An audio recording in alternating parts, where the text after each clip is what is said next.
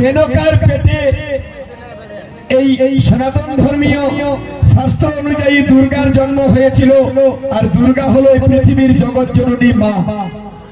কবি কথাটির অর্থ লিখলেন, ঝিয়ের ফেরত দেহে আমাদের প্রাণরূপী আত্মা আছে, কিন্তু আত্মা কথা বলতে পারে না। আমরা এই মুখ দিয়ে বাণী বলছি। যিনি আত্মা, তাকে আগুনে পোড়ানো যায় না, অস্ত্র দিয়ে কাটানো যায় না, তাকে জলে ডুবানো যায় না।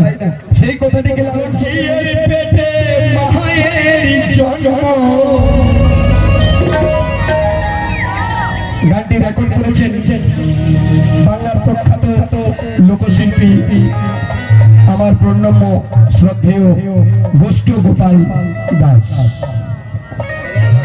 ঝিয়ের পেটে মায়ের জন্ম, একটা ঝিয়ের পেটে মায়ের জন্ম, তাহলে তোমরা বলো কি চাঁদের গায়ে চাঁদ লেগেছে, আমরা ভেবে করব কি?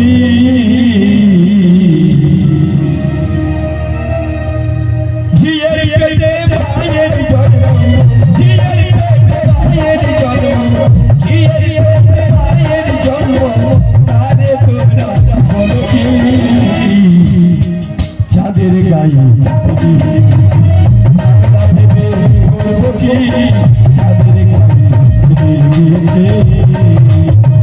গানটা শুনবেন, দারুণ দারুণ।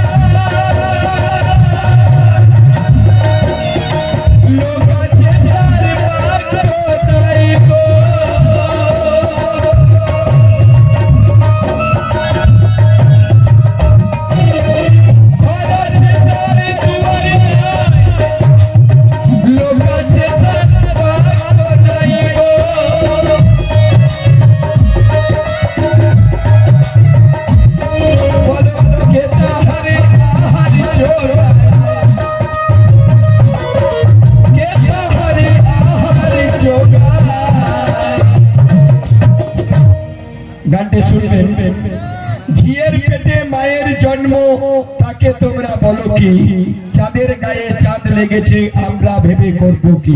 একজন ব্রাহ্মণ ছেলে মুসলমান ঘরে মানুষ হয়ে গানের কথাটি দিয়েছেন, ঝিয়ের পেটে মায়ের জন্ম।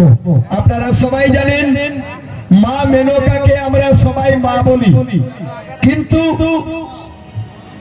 মেনকার পেটে এই সনাতন ধর্মীয় শাস্ত্র অনুযায়ী দুর্গার জন্ম হয়েছিল। আর দুর্গা হলো পৃথিবীর জগৎ জননী মা।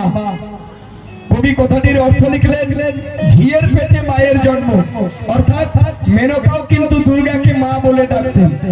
ঝিয়ের পেটে মায়ের জন্ম, তারে তোমরা বলো কি চাঁদের গায়ে চাঁদ লেগেছে, আমরা ভেবে করব কি?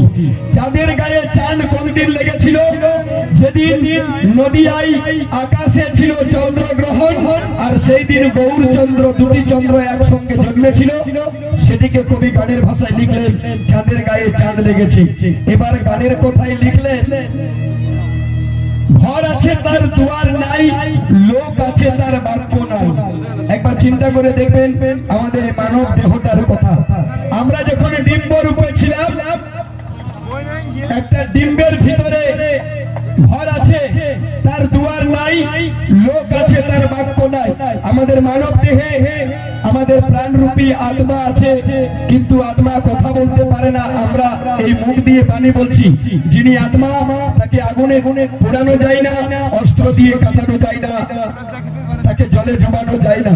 সেই কথাটিকে লালন ফকির লিখেছেন, ঘর আছে তার দুয়ার নাই, লোক আছে তার বাক্য নাই, কে তাহারে আহার যোগায়, কে দেয় সন্ধ্যাবাতি। তাকে আহার কে যোগায়, সেই তত্ত্বটি কবি লিখলেন, বলো কে তাহার আহার যোগায়।